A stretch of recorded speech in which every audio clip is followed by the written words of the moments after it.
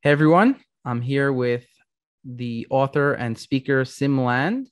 He's got a wealth of knowledge in health and he's written Metabolic Autophagy, Stronger by Stress, and co-authored a bunch of books such as Mineral Fix, Obesity Fix, and Immunity Fix.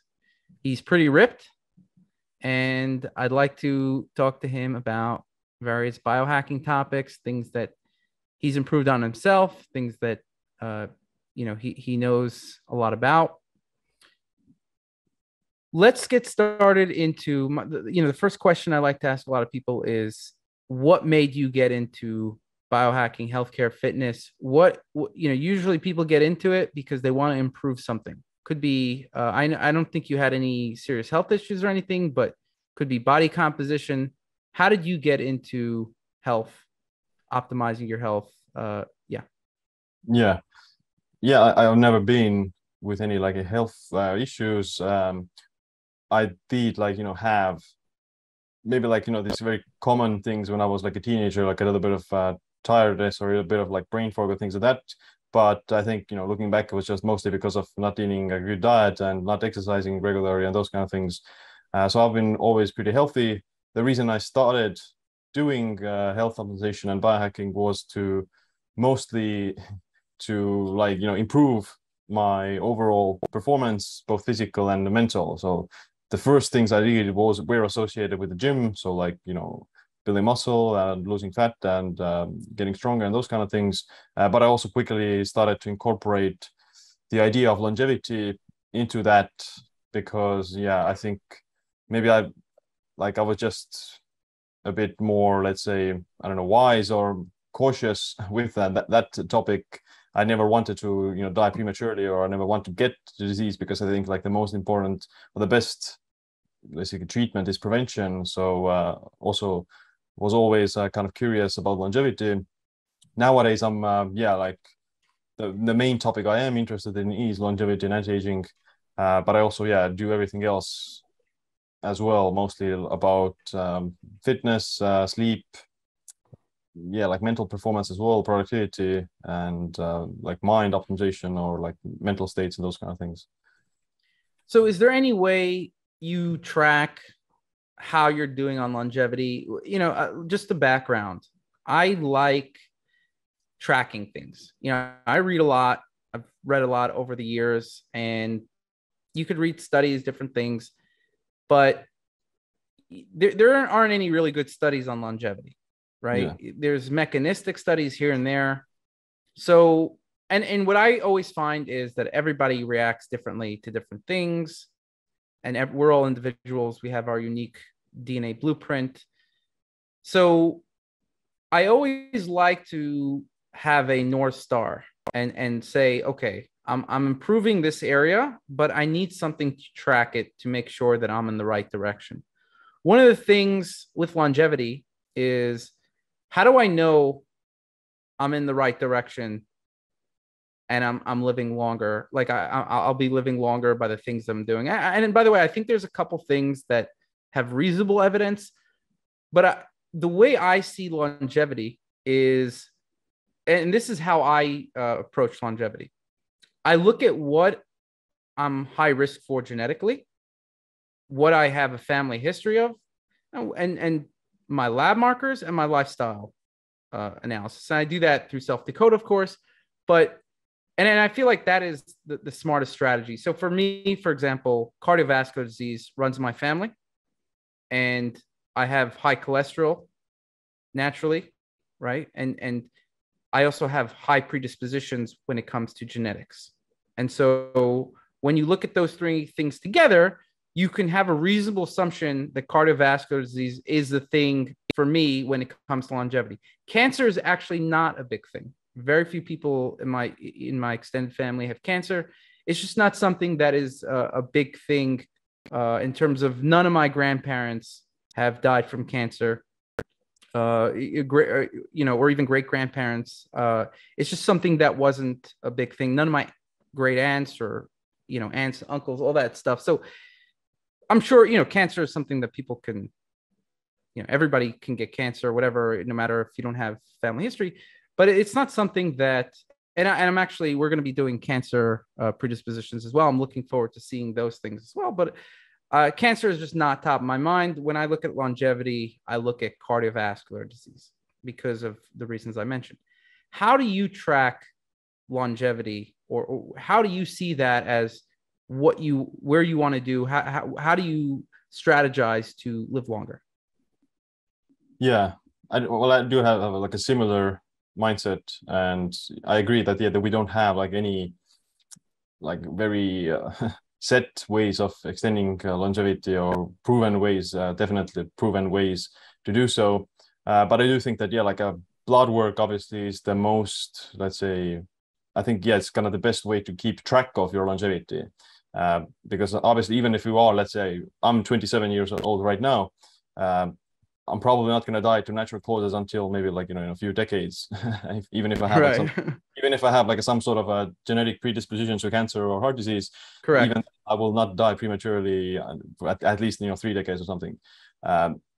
Of course, it's also important to know the genetics, and I do pay attention to that. I actually think that I do have also like cardiovascular disease predominantly, the major risk, not a lot of cancer, and not neurodegeneration either. So cancer, so the cardiovascular disease is also something that I pay attention to in terms of looking at the risk factors for cardiovascular disease. So you have that in your family, like people have died from that. One side of my family, like my mother's father died to thrombosis, and his brothers also died to that. So it was in my mother's father's side, but not in my other side of the family. So it's kind of something to want to pay attention to for sure. What are the markers that you check for longevity? Are there any specific ones that you look at, or it's not? Yeah, well, I do look at kind of the full blood panel, like lipids, glucose, CRP, hemoglobin A1C, those kind of things. Creatine kinase, those kind of, liver enzymes, white blood cells, all those things. So it's mainly making sure nothing is like out of the optimal range. Yeah. Like, so like for me right now, I don't, like I said, I'm not going to die in the next few decades probably. So what my goal right now is to just make sure that I stay this, let's say, quote unquote, let's say this optimal health for as long as possible. I think that the goal shouldn't be to like figure out how do you extend lifespan. The goal should be almost like how do you stay in the optimal zone where you are metabolically flexible, where you are at a good body composition and low BMI and low waist circumference and insulin sensitivity and good biomarkers. How can you maintain that for as long as possible? I think that is the kind of the key to this extended health span, and in so doing you add like a few additional years to your life as well. So I think that should be the key, like do a blood work every year, see what's your current health status right now, what changes you need to make, and try to maintain that optimal state for as long as you can. How many years of blood tests do you have, let's say, or how many do you have, like how many blood tests do you have saved? Perhaps, so I've done at least once a year for the last 6 years. So okay. On some days, on some years, I've also done a second or third blood test, but in that case, I've done only like a specific biomarker, like a cholesterol or vitamin D, for example. I did look at my vitamin Ds before the summer, and they were somewhat high because I've been taking like a vitamin D supplement all winter, so I stopped. And now I did it again, and it was still in the normal optimal range. Something cool that I would recommend, by the way, is you have all these blood tests and you have access to self-decode. I uploaded all my blood tests over the past 10 years on self-decode, and it allows you to see like changes over time, and it's really cool. Like also the optimal range, so it's much easier to flag stuff that is out of the optimal range, and you could see it more clearly, and it alerts you better than if you're just looking at it from what you get back from the doctor's office. But that's just a little tip. Does self-decode also do the blood work now? Yeah. So in the US, you could buy the blood work, but all over the world, you can upload the blood work. Okay. Good. Well, so you could just upload once you have, you already have a plan. You just upload your blood tests, and you could take a picture of it. It'll get it like 85, 90%. You could or you could just upload it. We have an OCR that scans it, and you just want to look it over, make sure that the markers are good, and it's cool. It allows you to save your results there. You track it over time, and then any reports you have with the genetics, like let's say if you're looking at a cardiovascular report, it'll pull in the metrics that are relevant to that. So you could see your genetic risk, see your lab risks. You could see, so it allows you to do a bunch of cool stuff like that. What is your top supplement for longevity that you take? I think, well, my favorite supplement is a glycine. So glycine is, pretty simple as a cheap and effective supplement. The reason I take it is because of methionine balance. So like excess methionine can raise homocysteine and can also be, or is associated with shorter lifespans and cancers in animals. But the methionine is only like toxic for example, if it's in relation to low glycine. So supplementing glycine has been shown to basically not in mice to not accelerate aging, even in the presence of like excess methionine intake. So, it's not like how much methionine you get, it's also like the balance with the glycine. So I take glycine as a basically way. How much glycine? Usually at least 5 grams a day, maybe some days 6, 8 grams. It's relative. There's no, like, I don't think that there's any like real side effects to it. I haven't seen any side effects in studies. It's, naturally you get it from jello and these tendon meats and gelatin, those kind of things. So it's good for glutathione. Again, it's also good for collagen synthesis. It's good for lowering blood sugar levels, helps lower your body temperature. So it's good for sleep. So yeah, many things. Inflammation. It's one of my favorite supplements, and it tastes kind of sweet, so you can add it to coffee or whatever. Have you noticed any impact from glycine besides the stuff that you've read in the scientific literature? Or just have you noticed any impact directly? I take glycine as well, by the way. Mm-hmm. What I've noticed is the core temperature and exercise performance, mostly, actually, because one like limiting factor for your performance physically as well as sleep is the temperature. Like, so if it gets too hot, then your performance will drop off, and it's hard to fall asleep as well. So taking glycine has been what I've noticed the most. But I think whenever I take it, I just feel like, I don't know, less inflamed, or I recover faster, things of that nature. Interesting. So recovery, yeah, and performance. Okay, so you've noticed a real impact from that. Interesting. Cholesterol is a hot potato in the health world. Yeah. I'm assuming that you're of the opinion that it is a cardiovascular disease risk factor. So tell me more about that and what you did to get it down.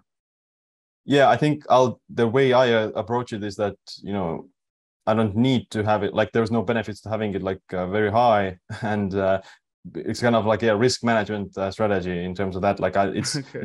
If it could be lower, then why not try to get it lower? And there's no inherent reason to have it higher, even though there is like different opinions about whether or not is it like the oxidized cholesterol or the particle size, and whether or not even the LDL alone itself would be a risk factor for cardiovascular disease. I do think that it, just by mere having it around in the bloodstream, eventually it will get oxidized anyway, and if you have it lower naturally all the time, then it's probably like has a bit of a better outcome overall. So like in the past, I've had, like in the past 2 years, the highest cholesterol. It's not like I don't have any of the familiar hypercholesterolemia. I have, a bit higher cholesterol, but probably because of, first of all, eating like in the past, I used to eat like a more higher fat diet, and also doing like intermittent fasting, which can raise cholesterol levels, and drinking. The intermittent fasting itself can raise cholesterol levels? I do think so. Yeah, like there is some reasons to think that it might happen because of this like you're burning more fat in the fasted Mm, state, and that can like release these, you know, basically like these vehicles that carry the cholesterol in there because of your burning more fat. So yeah, it mm. doesn't mean necessarily get oxidized, but it does tend to raise it. So it was like 150 LDL last year, and recently did like last week I did a test and it was only 100. So yeah, they use, I think that they do It's a say big that over, change. yeah, it's a big change, and the biggest reason has to do with them eating a bit less fats and more of like a slightly higher carb intake, less added fats, and the fats that I do consume mostly come from like, you know, olive oil, salmon, a few eggs, and some leaner meats as well. So I kind of did some of the kind of like really like what they recommend to do to lower the cholesterol, although not completely, because I'm still eating plenty of meat and plenty of like eggs as well. I just, yeah, less Well, the eggs, saturated. I think, is a bullshit thing. I think that's been disproven. Eggs don't really increase cholesterol. Maybe if you're eating tons of them, but Mm. it's really what does it. And I see it in a bunch of biohackers and myself. It's very clear. You did the experiment as well. You increase your fat intake, your cholesterol goes up. Right? We could argue about, and I agree with what you're saying. By the way, that yes, it's oxidized LDL and a whole bunch of, there's probably 50 other factors. I mean, not probably, we know there's a bunch of other factors, but the fact is that one of those factors is LDL. It's a significant one, and it's more likely to be oxidized in the body. And, yeah, I think it's something we want to get down. My LDL is also high. It's something I've been hacking, and I'm going to take a blood test very soon to see the results of that. But Yeah. One I one thing think, also yeah. one thing I also did was basically balancing the zinc and copper ratios. So it has been shown to that the excess zinc can raise cholesterol as well, and the zinc will kind of basically reduce the copper levels as well. So if you want to, and if you eat, let's say, like a lot of this muscle meat, then you are Wait, getting a zinc lot of, can reduce the cholesterol, but the no, raise it, unbalanced zinc can raise it. raise it, Okay. raise it. Yeah, like So you're hyper. saying I, increase copper levels. yeah, I swapped some of the muscle meat where you get a lot of zinc from for like liver as well, and these organ meats that have more copper, so it kind of balances the ratios. That's a good idea. I should include that. Meaning, like, I never paid attention to zinc, Yeah, but and that's a good idea. the last thing that I also think is contributing is the thyroid. So I don't have like low thyroid, etc., but low thyroid can also raise cholesterol levels. And now that I'm eating like a lot of more carbs, I think my metabolic rate and like thyroid output is much higher. Did you And measure that in T3? Did you take a test? no, I haven't measured that. But I do feel, or it's like, I eat more calories and I'm still losing weight, and I'm eating more carbs. I think because the carbs generally raise the metabolic rate and thyroid function more than like a fat intake. Okay, that's something I measured. Like, when I was having some health issues, my T3 was always lower because inflammation, oxidative stress can lower T3. Now, it wasn't pathologically lower, but it definitely was below an optimal range. And I always thought that maybe that was contributing to high cholesterol.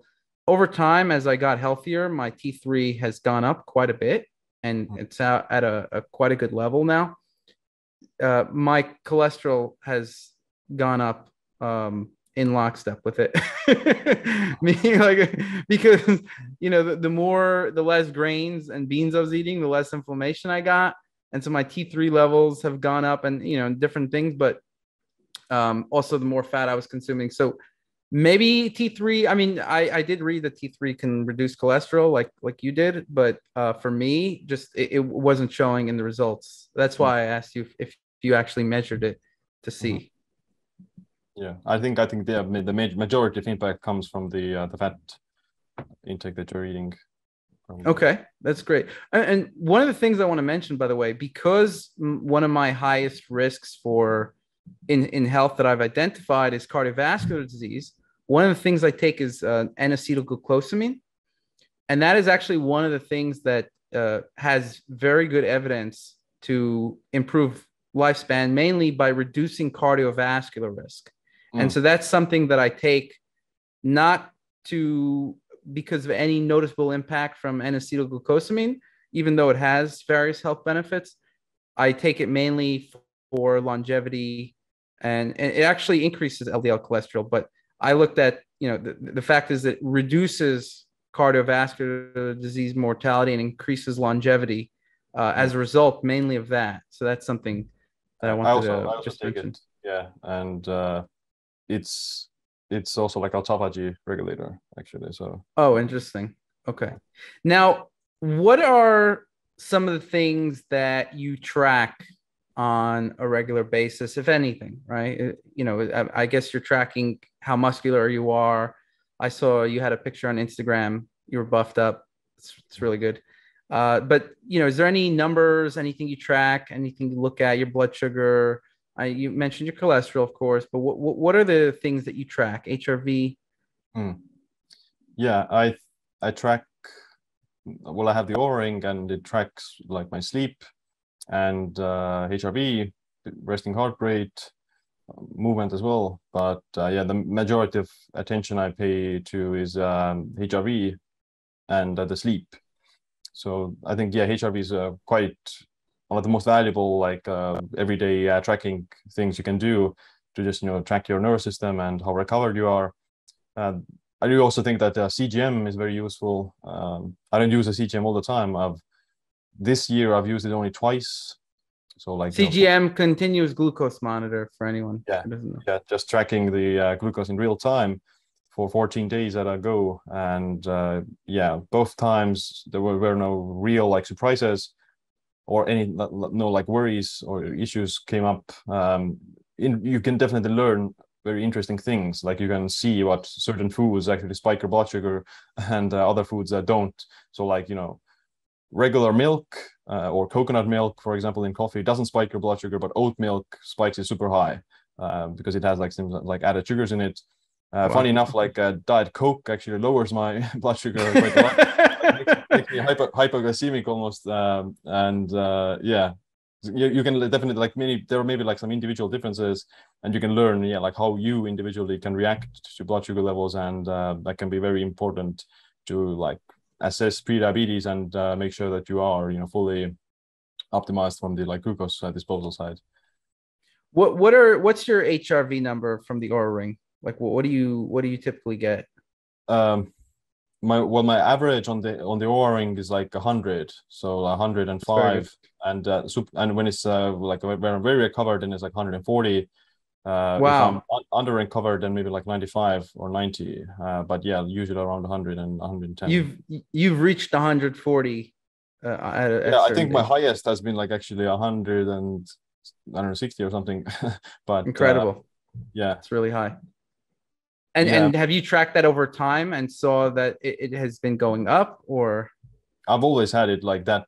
I've always had a pretty good recovery, and I don't really get stressed out. So I'm always kind of, I don't know, indifferent. He looks pretty calm in that sense. And I do think that, things that these hormetic stressors, like physical hormetic stressors, like exercise and saunas and cold and fasting, those things have a positive impact on that. And I've been doing those things for 10 years. I think that has a huge impact on my ability to recover and cope with stress. All right, awesome. And so you mentioned that some of the things that you before the podcast, you mentioned some of the things that you're interested that you've improved mental and physical performance. Tell me, in terms of your mental performance, what have you done that has increased your mental performance, and maybe focus on stuff that's not exercise related, because I think everybody improves their mental performance with exercise. And you could speak more about that. Yeah. I don't have any crazy nootropic stack or something. I don't do a lot of things that would put me into some of the super hyper focused state. I do think that I have a relatively easy way to just enter a flow state. So mostly what I do is to create an environment where I go into the flow state more easily. So that can be music and blocking out disturbances, making sure that I'm not like, in some sort of like a super hot room or sweaty where I'm sweating and those kind of things, kind of a cooler environment, what I like. And I do take like a few supplements that help with brain function, like, alpha GPC and those kind of things. But yeah, maybe Do you qualia. notice an impact? Do you notice an impact from alpha GPC? I notice when I take the qualia minds, I think they do have alpha GPC inside as well. I do notice that a little bit, but with regular alpha GPC, I notice maybe like a little bit of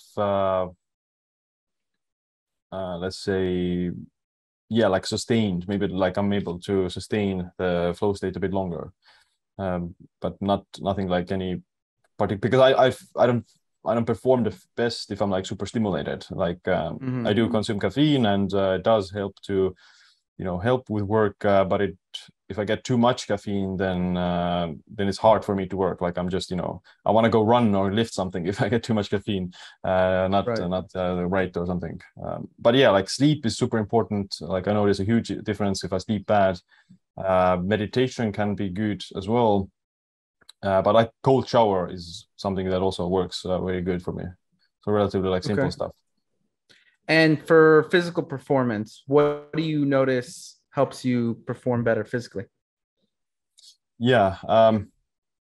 So maybe I'll explain like a bit of my routine or my like diet and supplementation. So I do intermittent fasting. I eat like directly 1 meal a day, but I also have like a protein shake with amino acids and like creatine and other things before the workout.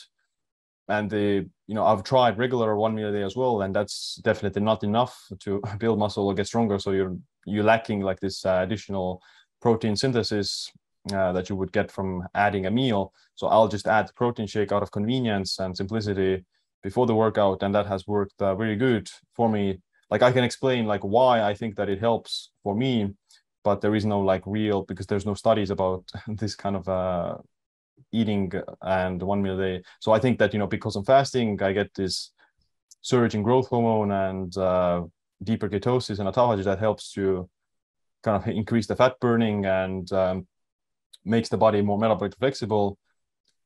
And it also increases insulin sensitivity a lot. And and suppresses this mTOR, which then like after you eat, then it rebounds. It has been shown that this mTOR activation and muscle protein synthesis rebounds after you break the fast. So I think that like I become very sensitive towards these anabolic hormones because of the fasting, and incorporating this protein shake and then eating the meal basically enables me to still make progress similar to like eating 4 or 5 meals a day. What happens if you ate like 3 meals a day? What would you notice as a difference? Like you're eating 1 meal a day, I'm assuming for autophagy and a few other reasons, but what are the physical or mental or other impacts you notice doing it this way rather than more meals? Well, the biggest reason I do it is because I like it and it's like convenient. So it's like a productivity thing as well, like saves a lot of time. And I do like this mental clarity that I get from the fasted state a little bit, maybe like this slight hunger, even like I like it in some sense, increases like sharpness and acuity. If I do like on some days I do eat like 2 meals, I have like a lighter lunch and a dinner. I don't notice a difference with that particularly from the mental side, but yeah, I do like just enjoy maybe like this clearness and I don't know, this hunger level a little bit. I haven't eaten like 3 meals a day for the last 8 years or something, and I think that it's just I think it would require a little bit of like rehabilitation to get used to eating like smaller meals and spread them out. So I think it will feel a bit weird to eat something in the morning right now, but I guess you would get used to it eventually again. So I don't think that there is like any magic to the way I'm doing it. It's just that this is how I do it and this is how it works for me.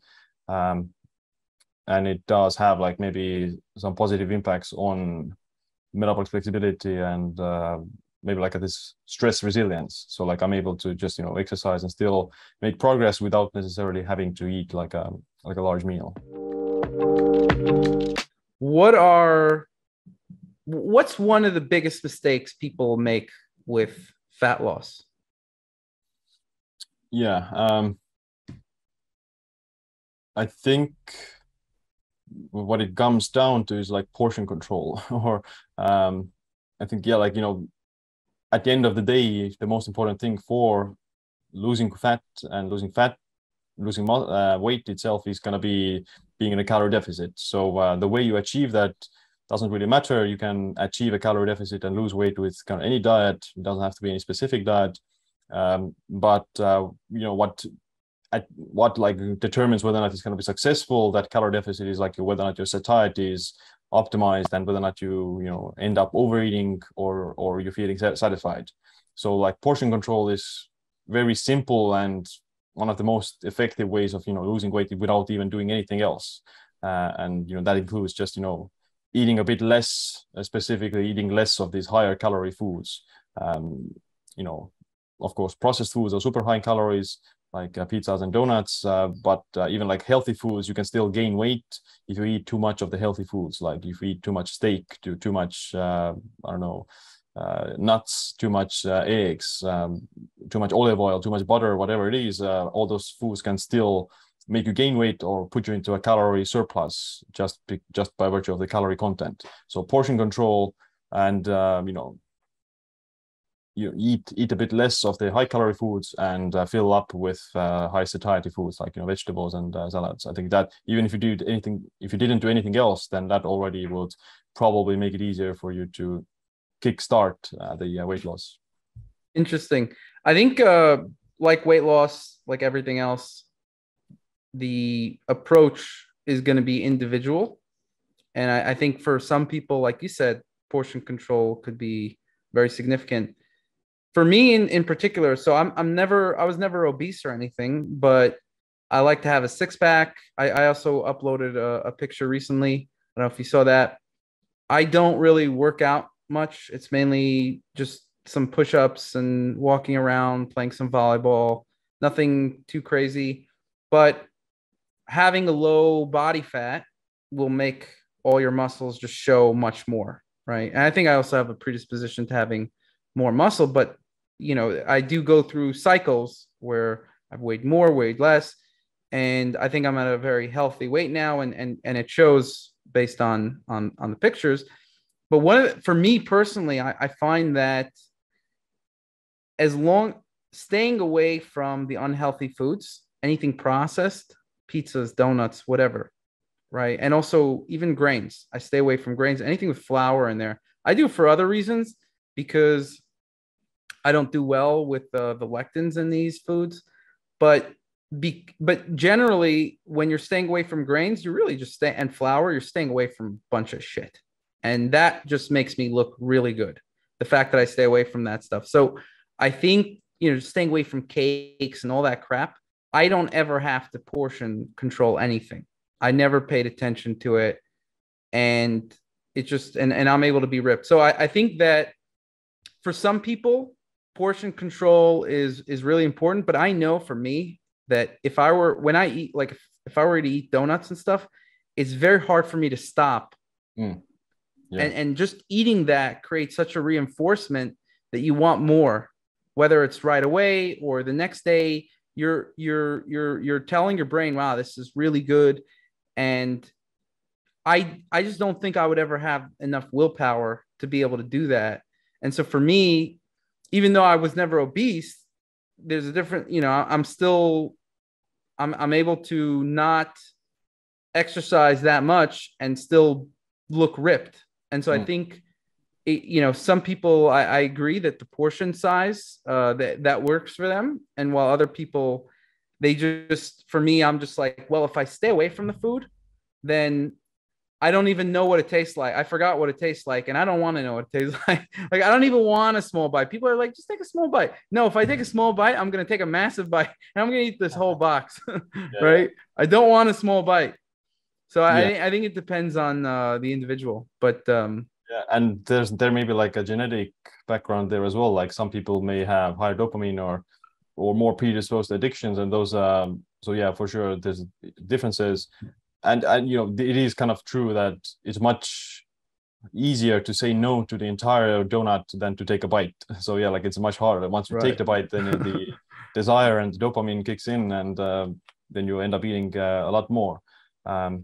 Yeah. So yeah, but I mean, yeah, like I guess, you know, my point was that um, you theoretically some people may actually feel, you know, better that they do want to have like a bite of let's say a chocolate or whatever, and that kind of satiates them, and they don't, and that's kind of suppresses their hunger and they stop eating. So I personally, like, I am the kind of a person that yeah will eat the entire cake, or not the entire cake, not the entire cake, but you know, yeah, like a very large piece, and yeah, like several donuts and that kind of thing.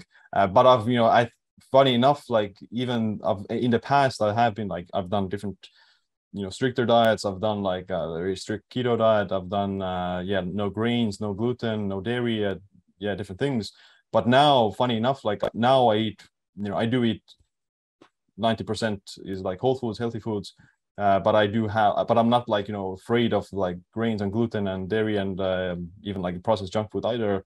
I may eat a little bit, but it hasn't affected my body composition or my mental state or my blood work even in any negative way. So I think that they're, at least for me, like I can get away with it. Maybe it's because of my high physical activity and my, I don't know, like just current. How many hours are you active in the day? Well, I do work out maybe like an hour a day, but I do walk. Like I have the treadmill desk, so I walk also like maybe like an hour a day. So yeah, I'm not like super crazy active. I'm not doing half marathons every day. Today, what I did was I jogged for maybe 15 minutes and did like a few pull-ups and stuff. So today was like easy day. Tomorrow I may have a gym day. I'll stay at the gym 45 minutes, max 1 hour. So yeah, I'm not like crazy super active.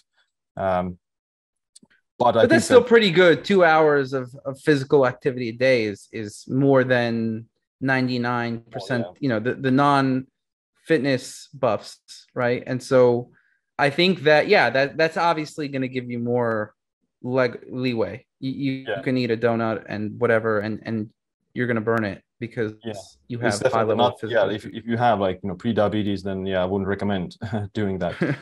But yeah, it's maybe because yeah, like the more muscle you have and the more insulin sensitive you are and the kind of healthier you generally are, then you can get away with a little bit, which doesn't mean that it's kind of healthy by any means, but it can, you know, you can get away with it. Funny, like I do notice that if I have like I like more carbs, like say something that has more carbs and sugars like cake or something, then on some cases I actually wake up leaner the next day and like I lose weight. Because I think that, you know, if you are, let's say, on let's say like a paleo-esque diet where you're mostly eating whole foods and you are also exercising a lot, then you could see like this drop in leptin and thyroid a little bit, and having like this boost in like insulin and carbs can actually like reverse or increase that leptin sensitivity again and help to break the somewhat slowing down of the weight loss. But that again applies to all the people who are already like, you know, lean and very insensitive, not overweight people. Correct, right. And then also the fact that you have a lot of muscle, it's a good thing that you're spiking insulin. It's not going into your fat. Your muscles are absorbing all those carbs, and you're gaining muscle rather than putting on fat, right? It's really a problem when you're having that excess and you're not muscular. All of a sudden, that's getting stored into fat tissue rather than the muscles. Yeah, and the timing is also quite what I pay attention to. Like if I ever eat carbs only like after resistance training and after workout, because then yeah, like the carbs and the glucose will be going into the muscle rather than staying in the bloodstream and stored as fat. So yeah, like I'm not gonna eat like pancakes for breakfast. But if I do eat pancakes, then I would eat it like for dinner and after like a workout. And then it's gonna be the nutrient partitioning is gonna be most optimized at that point. Yeah, and I do something similar. So I try to like I try to not eat sugar, let's say, but I will eat sugar. I will consume just straight up sugar in like a sugar drink, fruit drink or whatever it is, if I've worked out or if I've taken a long walk or something, because I know that that's going into my muscles. I don't have to worry about the spiking my blood sugar and whatever, right? And so I'll consume moderate amounts of sugar, not drink the whole container. And by the way, I think that's a little different than donuts, because I could eat a whole bunch of donuts, but when you're drinking like a sugar drink, you just, after a bit, you're just like, I don't want any more of this, So, but yeah, that's interesting. Tell me about sleep hacking. What have you done for sleep that has improved your sleep, or that you've seen have big impacts on your sleep or other people's sleep? Well, for me, the first kind of sleep hacks that I did was, just blue blockers and using the Oura ring to track. What I did notice was that with the Oura ring, I saw like a 15% increase in my deep sleep just by using the blue blockers. So that was like a pretty, let's say, fast and clear improvement that I noticed. And since that, I think the whole idea of the light optimization is kind of the most important parts of basically being able to fall asleep and going through the right sleep stages. So blocking blue light with a blocker, the glasses, using like maybe these different light bulbs, red light bulbs in the evening, different filters on your smartphone and those kind of things. Whenever I do that like diligently, then I notice like a clear improvement in just the ability to stay asleep for longer and feel refreshed as well. The second part, I think, that affects me the most would be just the food. Like I'm not really bothered by having like a late dinner. Like I can still sleep fine and everything is good. But if I have like an earlier dinner, like at least 3 or 4 hours before bed, then I notice that the sleep is a bit better, and specifically I get more REM sleep by doing that. So going to bed a bit like hungrier has increased my REM sleep a bit more. I'm trying to increase my REM sleep now. So it's something that I do. Like I don't eat right before bed, but I should start playing around with the meal timing and my REM sleep. It's a little bit of a delicate balance, because if I don't eat too much before, right? If I fast a little too long, then it harms my sleep. Yeah. Right. And so you don't want to not eat too long before you go to sleep. And then obviously if you eat right before, I notice my HRV tanks and my sleep quality in general tanks. And so it's hard to notice, what just sleep in general is not as good, but timing that, exactly if 3 hours or whatever, how does that impact my REM? That's something that I'm going to start paying more attention to. I think that's a really good tip. Yeah. And some people, may need more of that tryptophan to help with serotonin and melatonin. So they need to eat something with protein, for example.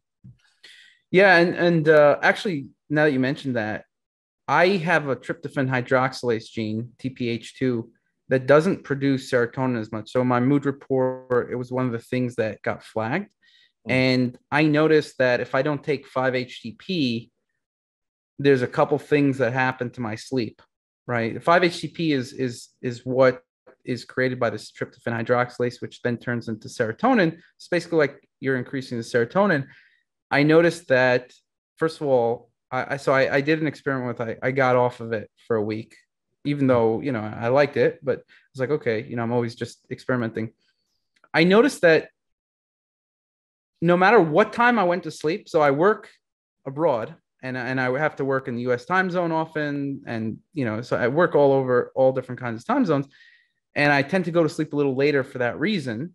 And I noticed that when I stopped taking it, my sleep, like I would wake up 6 a.m. no matter what the hell happened. If I went to sleep at 3 a.m., I'd wake up at 6. And when I started taking it again, my sleep shifted more to, if I went to sleep a little later, I would wake up later. And so that was, and it improved my quality in a few different ways as well. So I think, like you said, tryptophan sometimes people could just get enough from food, and so making sure that you're getting enough tryptophan. Or if you have some kind of genetic issues, or you're predisposed to having lower levels, you might benefit from supplements, whether it's tryptophan supplements or 5-HTP supplements, right? For me, I prefer 5-HTP because my enzyme is not as good. So I skip the conversion, but that's something that is an individual thing, I think. But people do sometimes complain. They wake up in the middle of the night. I think that's generally either that could be hypoglycemia, or it could be not enough serotonin. And 5-HTP could be. And the carbs can also sometimes help with that. Just eating like some, complex carbs, maybe potatoes or rice, for example, or maybe even fruit. That like a little bit of like this dump or the small crash can actually be also good for this, relaxation and drowsiness. Tell me about immunity. What are some of the things that you've seen really be good for immunity? It's a hot topic now. Yeah. Well, I mean, still some of the fundamentals are quite key, like exercise and sleep, good diet, sun exposure, vitamin D levels are, I think, one of the most important parts of assessing your immune system status. But the things or the activities that would maybe strengthen your immune system, the top ones is probably like sauna.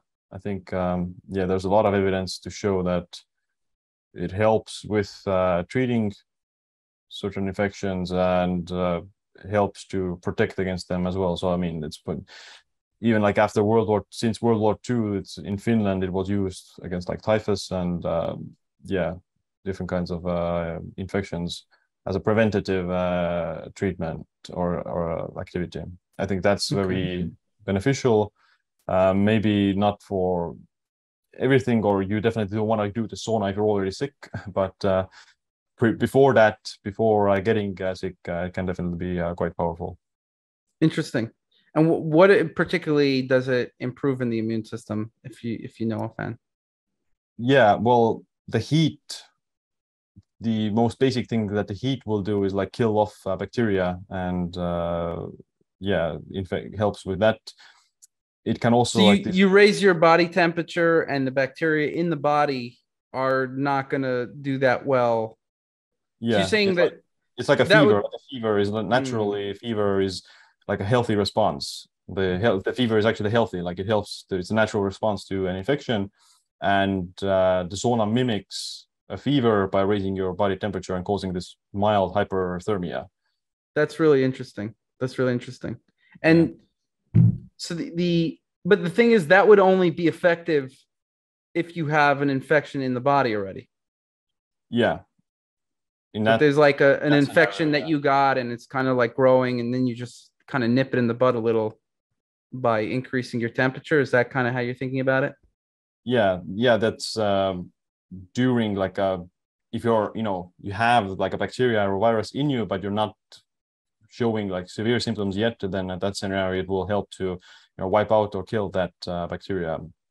But before that, what happens before as a preventative scenario, then what the heat also does is that it causes this mild, hormesis effect that boosts like antioxidant defenses and lowers inflammation. It also like activates these heat shock proteins that repair misfolded proteins and help with DNA repair.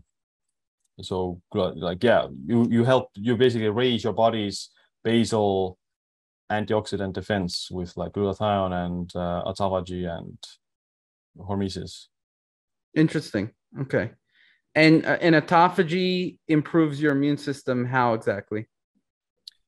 Well, autophagy, there's different forms or types of autophagy. In relation to the immune system, it's called immunophagy, so autophagy of the immune system. And autophagy does similar things, so it helps to like engulf these bacteria and dissolve them. But what the sauna, together with fasting, for example, does, it also increases white blood cells. So it just, increases the alertness of the immune system a little bit, so that it can detect things faster and eliminate them as they come.